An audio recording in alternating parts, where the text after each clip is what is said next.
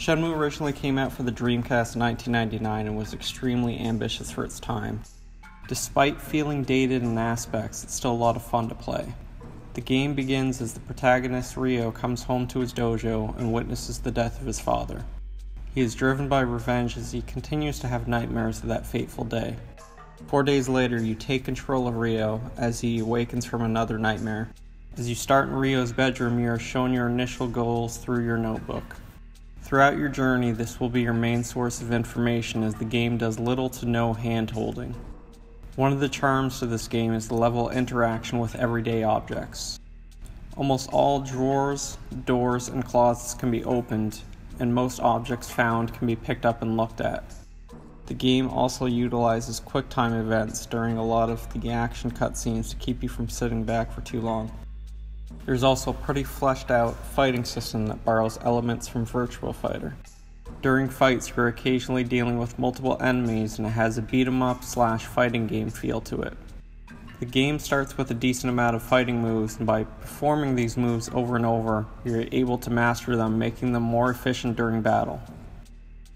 Most moves can be mastered by either practicing them in an empty parking lot, at your dojo, as an option before sleeping, and as well as performing them during fights. You can also unlock new moves by performing button inputs that aren't already listed. Some moves can be unlocked by finding scrolls or buying them from stores. At the start of each day, you are given a daily allowance of 500 yen. Adding to your starting balance, this allows you to buy items from the store, from vending machines, and even play games at arcades.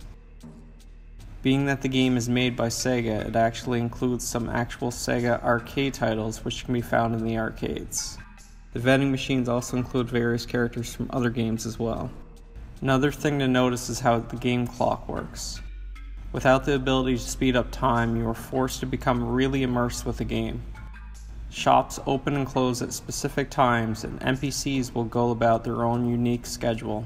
I believe each minute equates to about 3 or 4 seconds of real time, so if you have to wait multiple hours, you may be standing around for a while.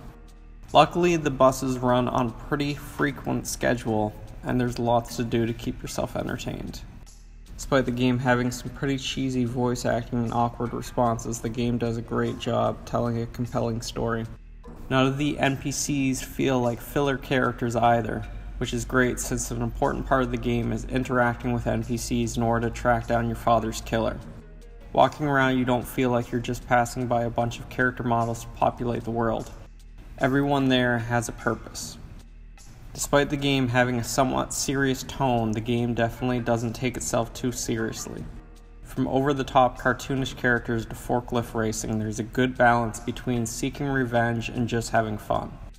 Overall, I didn't know what to expect from this game going into it, but I was pleasantly surprised. If you're looking for a truly unique experience with a slower pace than most, Shenmue is definitely worth checking out.